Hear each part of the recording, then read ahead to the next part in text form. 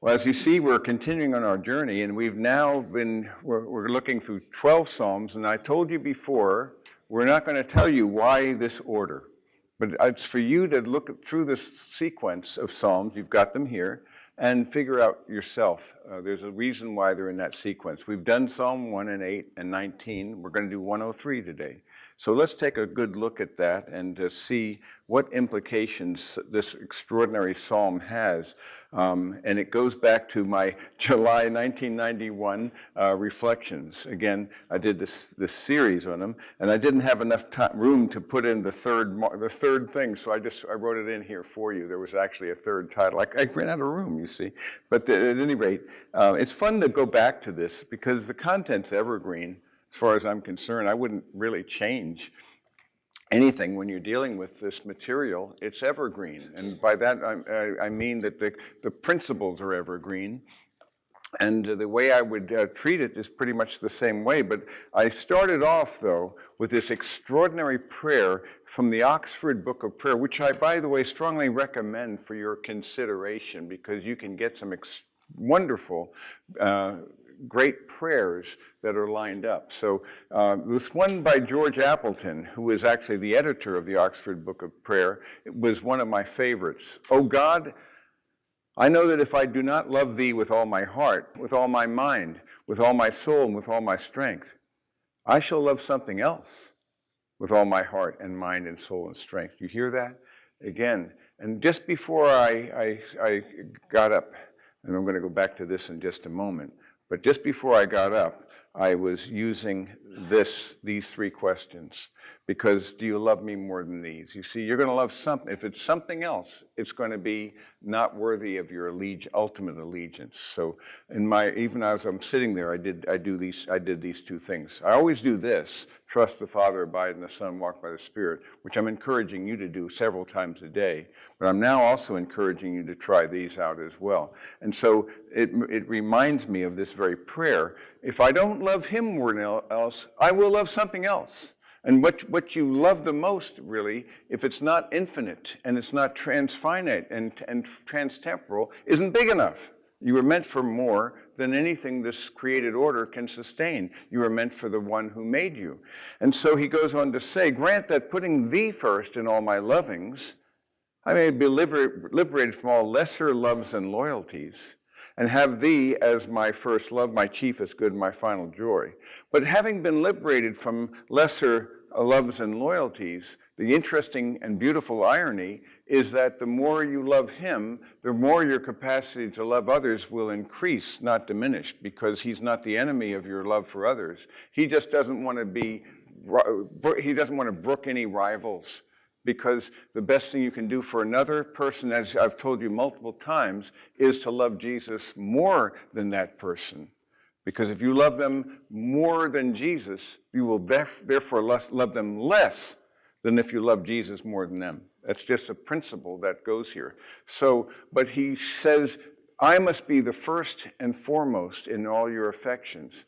And this is not an arrogant thing. He is the wellspring. He's the source of all that is beautiful, all that is good, and all that is true. And if it is so, then, in loving him most, you're loving the wellspring, the architect of all the things that are lovable and lovely. And so we consider the attributes of God, as the psalmist will often do. They'll ring the changes on the attributes of God because of who he is, and that's what this psalm is doing as well.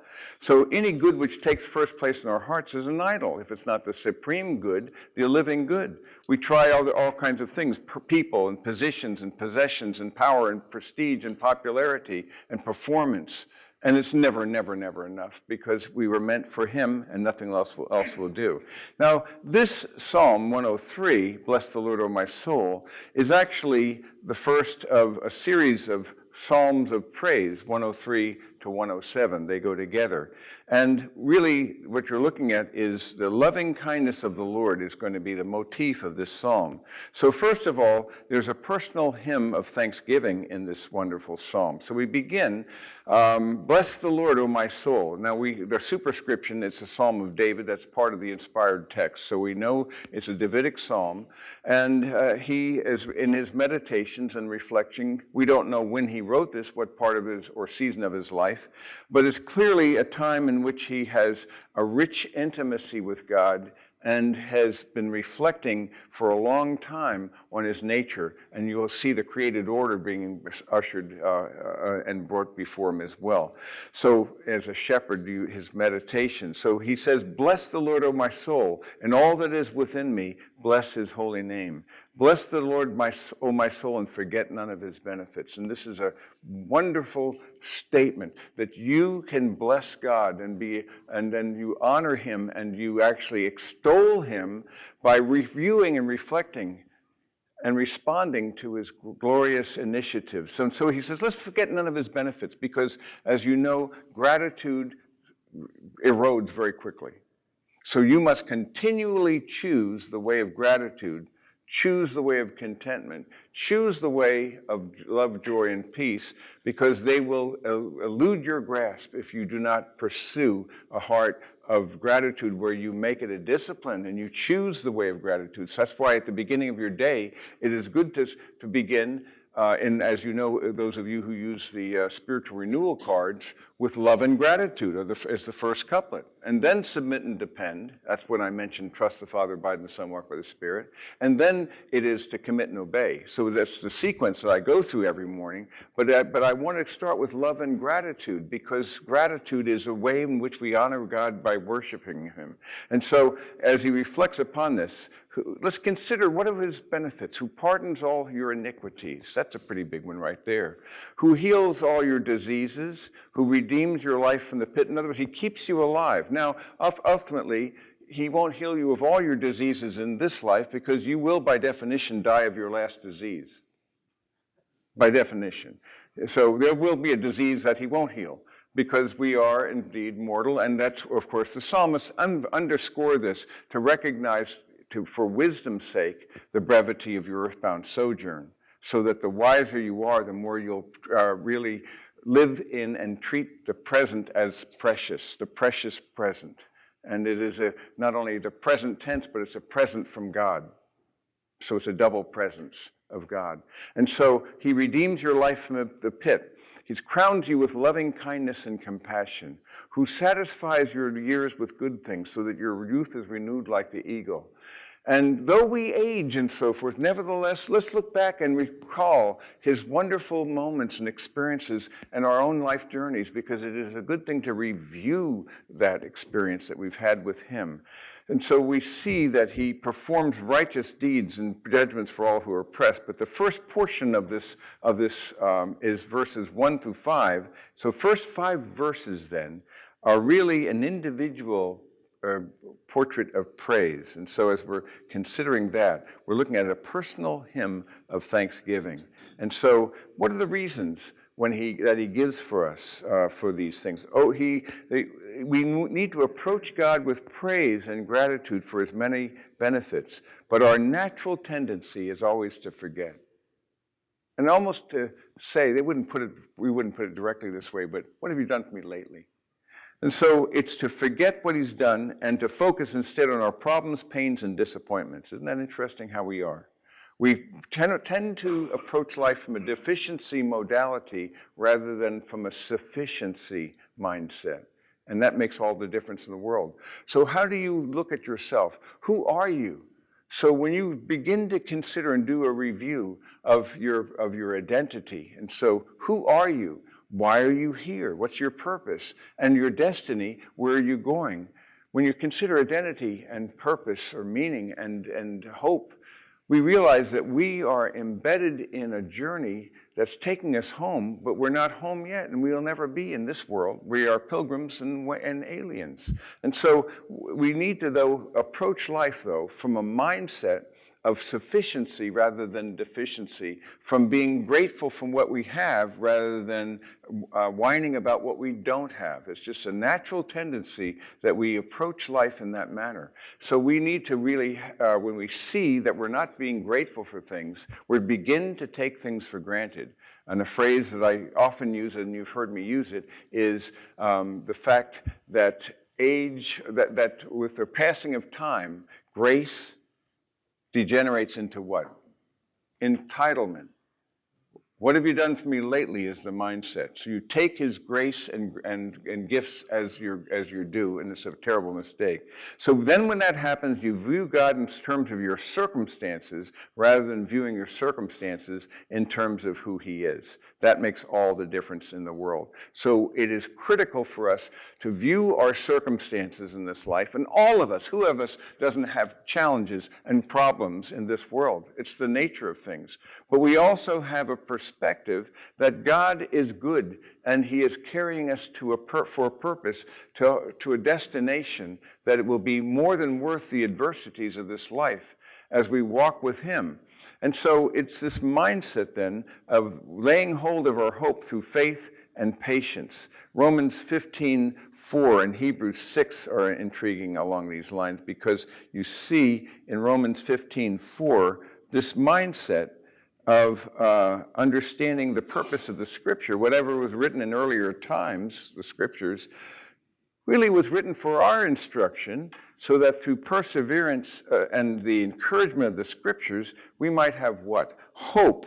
And so he gives us this mindset of actually walking in a hope and in a joy and in a love that would become transcendent. In Hebrews chapter 6, we also see this whole concept of the hope of God, because when we look at this idea in Hebrews chapter 6, verses 10 through 11, and also 18 through 19, what we see is that God is not so unjust as to forget your work. And so he says, we desire that each one of you show the same diligence, the full assurance, what's the word? Hope until the end. Walking in hope, walking in expectation that the adversities of this world would actually be more, what God's promising is going to be more than worth the pain of this world. And so we see that as a very clear evidence. This hope that he's describing here is a hope that is based upon the character of God and his unchanging purposes for us.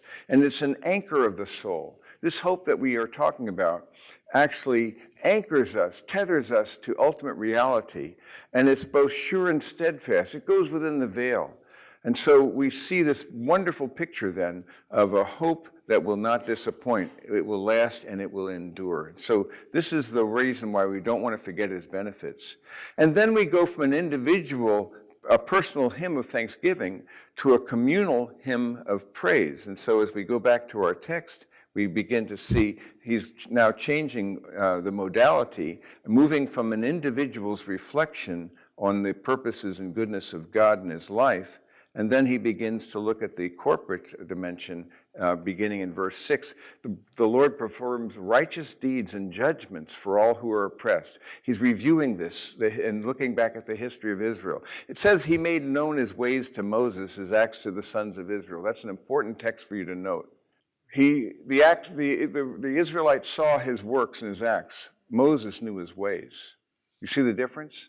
There's a difference because there's an intimacy about that. And it reminds me of Exodus 33. There's an incredible statement about Moses' passionate desire to actually know God. And so he wanted to, as he interceded for the people, he wanted to, I pray you, show me your glory. He wanted to know God. He didn't just want to know him by hearsay, but by experience. And this is what I want for you as well, that you'd know him and you'd know his ways, not just his works. That's the level of intimacy that he's describing.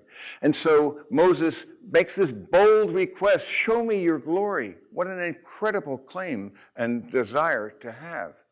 And indeed, God says to him, I will myself will make all my goodness pass before you, and I'll proclaim the name of the Lord before you. I'll be gracious to whom I'll be gracious, and I'll show compassion or in whom I show compassion. You cannot see my face. No one can see me and live. And then he holds him. Remember this idea, he hideth my soul in the cleft of the rock. That's where this hymn comes from. Because here, he hides him from himself, and when my glory is passing by, I'll put you in the cleft and cover you with my hands until I've passed away, and then you'll see, but my back you will not see. And so this is precisely what happens. The Lord passed by in front of him, and he proclaimed, the Lord God compassionate and gracious, slow to anger, and abounding in loving kindness and truth. This is who he is. And so as we see in this extraordinary psalm, we see Moses then acknowledging that God is the one who is compassionate and gracious, slow to anger. He's referring to that very experience he had of God's revelation to him. And so he will not always strive with us, nor will he keep his anger forever. He hasn't dealt with us according to our sins, nor rewarded us according to our iniquities. And then he uses this beautiful metaphor of the height of heaven, so a spatial metaphor, as high as the heavens are above the earth, so great is his loving kindness toward those who fear him. So when we consider the glory of God, and we consider the height as far as the heavens are above the earth, and they would have had better views of the Milky Way than we do in the ancient Near East in that respect, but they were aware of the glory of God, but nothing like what we can now see. But it's a majestic thing when you can see the heavens of God, and as you consider from the heights of the heavens down to the glory of God, he reveals all these things to us. And so this theme of God's works and his ways becomes very, very critical in our understanding of who he is. It's the loyal love of God that knows no limits. And so he tells us, as far as the east is from the west, so now instead of a vertical metaphor, he's using a horizontal metaphor as far as the east, and he's going one extreme to the other again. So he's using his mind's eye to imagine using all the limits. Get rid of the limits.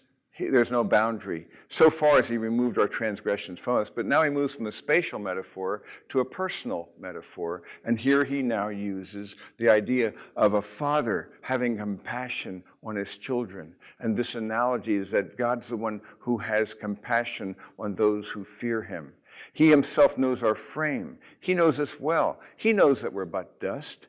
And in language very reminiscent of Psalm 90, when it tells us about the brevity of our earthbound sojourn, he tells us again, as for man, his days are like grass, and like a flower of the field, so he flourishes.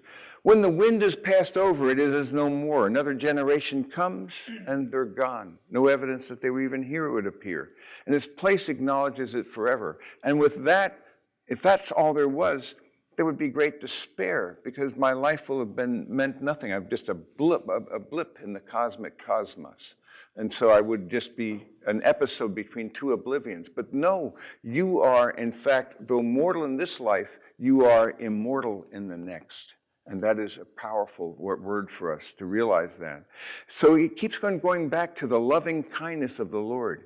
It's from everlasting to everlasting on those who fear him. And though we will die in this world, we will endure and transcend this world. And so this is why the relationship with God then is definitive in the psalmist's mind. And thus he also mentions his righteousness to children's children, to those who keep his covenants and remember his precepts to do them. So we see this wonderful portrait of who God is. And this is an extraordinary picture then of the purposes of God and the loyal love of God. And so when we see those who fear him, and so it's intriguing to me that he's using this expression of fear, and we then ask this question, but why is there fear, and how can there be fear and love? And it's intriguing to me when I see this psalm that look at verse 11, as high as the heavens are above the earth, so great is his loving kindness toward those who fear him. Then down in verse 13, as a father has compassion on his children, the Lord has compassion on those who fear him. Then third, in verse 17, it's his loving kindness from everlasting to everlasting on those who fear him. Clearly, fear is not inimical to love, is it? 3 times he uses loving metaphors, but then speaks of fear. So fear really, as we've said multiple times before, has to do with what do you love most will relate to what you fear most. And if you fear God most and fear his divine displeasure or missing out on all that he would have for you more than anything else, that will then inspire you to be a man who actually overcomes this world. And as a person who sees that. So fear and love, as we've said before, what you love the most actually defines you. And it shows you what you fear the most. And what you fear the most shows you what you love the most. So they're not inimical at all in their nature. Now, when I did this reflections back in 1991, I didn't have room for the third caption. I realized I must have either forgot or whatever, but so I named it for you here. It's a creational hymn of goodness, of greatness. So we're looking at the third stanza, and now he brings the entire created order to bear as we reflect upon this, because in verses 19 and following, he says, "The Lord has established his throne in the heavens, and his sovereignty rules over all." And now we go back to this motif of blessing the Lord, you see. It's very doxological. "You, his angels, mighty in strength, who perform his word, obeying the voice of his word." And so the angels obey him. "And indeed, the hosts, the heavenly hosts, you who serve him, doing his will, they too obey him. And third, all his works, all places of his dominion, these too obey him." We are the only ones who disobey him, you see. And so in this world, it shows us the sovereign purposes of God. That all places of his dominion, bless the Lord, O my soul. So it's a rich psalm that invites us to see then that it goes even to the creation, the whole creational hymn of the greatness of God. So it moves from God's grace to God's greatness as he evokes the myriad angelic and heavenly hosts, you see, to actually extol him. And so my takeaway from this psalm, as I reflect upon it, and often I'll quote it in my mind's eye because it's so rich and important, just starting off, "Bless the Lord, O my soul, and all that is within me, bless his holy name. Bless the Lord, O my soul, and forget none of his benefits." And then he goes, "Who pardons all your iniquities, who heals all your diseases." Review that and remind yourself, or you'll forget. And so as we go through this, our response should be humility, awe, love, obedience, the wisdom of spending time with him, and in my view, respectful awe, ongoing gratitude, and willing obedience is my takeaway from this material. So as I reflect on it in this manner, then I see, going back to this, and here is what we've got. This is what we're going to be discussing around our tables. I want you to consider, how do we respond to him individually? And then the psalmist opens the scale and the scope and brings it up to a communal hymn of praise. But then in 19 to 22, it's a creational hymn of the greatness, of the cosmic greatness of the living God. And you know me, I love beauty. And so when I look at cosmic greatness, whether in the microcosm or the macrocosm or the midicosm, it doesn't matter. I see the greatness and the glory of God everywhere I look, if I have the eyes to see. Even here, who can imagine such a thing? This craziness and wonders and beauty that surround us, but we have a way of not looking, not noticing, not hearing. And there's humor, there's variety, there's creativity, there's beauty, there's majesty. I mean, this is, you got to go, who could come up with this thing? And so the mind of the maker gives him pleasure because of his diversity and his variety, just to watch his works and his ways. So as I reflect upon this then with you, I want you to consider, how can you individually make this a part of your praise, where you actually make an intentional sense to bless the Lord? And then how can it could be done in a corporate way? Or can we, for example, when we meet together, have time of worship and praise and adoration instead of the gimmies that we usually go reduced to? And then third, creational hymn of his greatness, of course, reminds us to be stunned at the majesty and the awe and the works and wonders of the living God. So I'll leave it to you now for the next few minutes around your table. One of the things that, before we go to your thoughts here, is the reciprocal relationship of these three, because it starts with the individual, and the more grateful we are on our own, then that begins to express itself on the collective as well. So Colossians 3, 1-17 is the text for you to study. So I'm going to give you an assignment for you to read Colossians 3, 1-17, and you'll see how it too goes from the individual to the collective.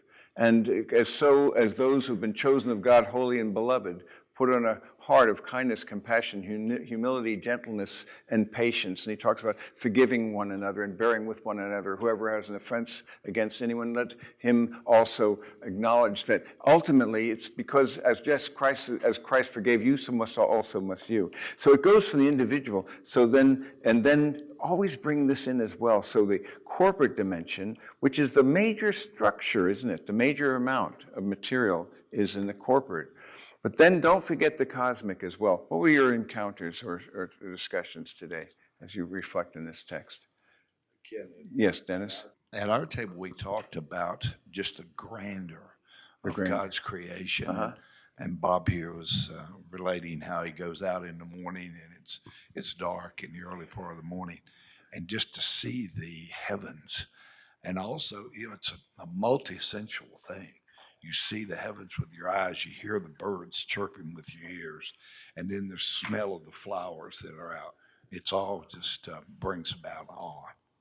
This is why I love to keep on mixing it up. So jump from that. I mean, this is a big change here. Your order of magnitude is immensely different, radically different. We're talking about maybe about 20 orders of magnitude, maybe 30 orders of magnitude here. And so we look at that, but then we go and look at his variety. And we are privileged to see things others did not see. And this is my point here. When I look at this and I love these turreted eyes. You see, they're wonderful gems of wonder. So we see these patterns in nature and we say, what kind of mind could make that wonder? And why do we resonate with that beauty? And so he's saying the creation itself all extols and displays and manifests the glory of God in ways that are beyond imagination. And we are privileged to see, no one had seen this before, this image of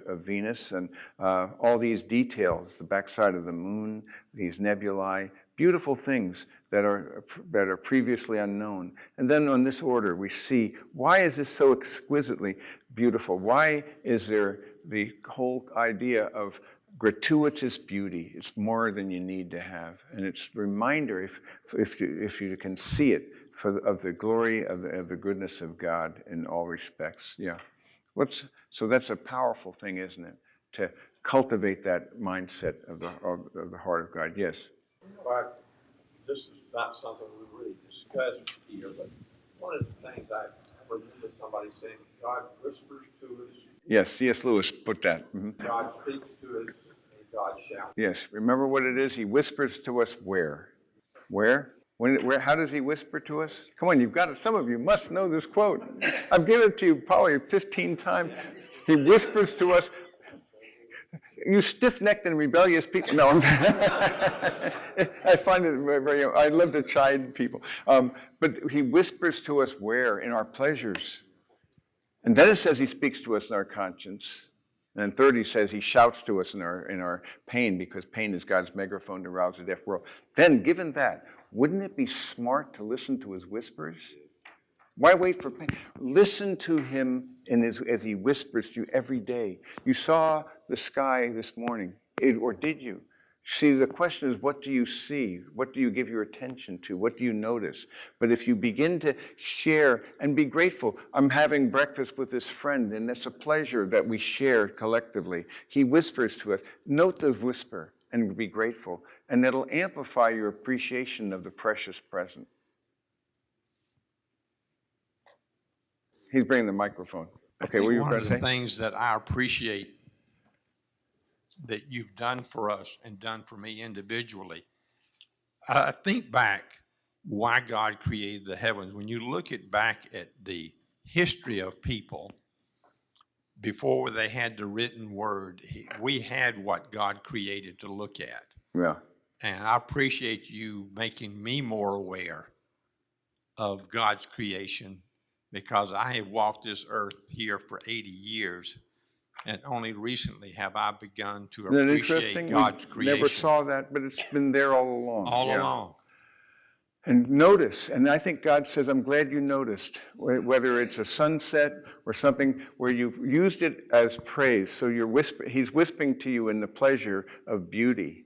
of the birds and listening to the sound and to listen to the insects and to hear the wind and to note these things because they're there. It's communicating to us, always been communicating to us. We just haven't attuned ourselves to it. So cultivate the seeing eye and the listening ear and that will enhance your gratitude. We have a comment here. Yeah. Dennis made the great observation after Bob commented about being outside and seeing the stars and connecting with nature. Dennis made the observation that he moved out of the city out here further away from the city, and it was a lot easier outside. To see. And I'm just having the thought is, for the most part, big cities is where bad things happen. I mean, big cities is where bad things happen. you can't, like tall buildings, you can't see the sky. You're overrun. You can't see it. You're overrun by the works of men. And this is why when I'm driving, I focus my eyes on the works of God as much as I can and don't look at the things that we've made. Oh, it's not that, I don't deny that there's beautiful architecture and so forth, but it's not going to compare with a tree. Let's be honest about it. I mean, but nevertheless, it does have its beauty and its place. So we do contribute, and as creative beings, we do actually we're sub-creators. But nevertheless, let us keep our eyes and look for beauty and goodness and truth because it's there if we have the eyes to see and the ears to hear.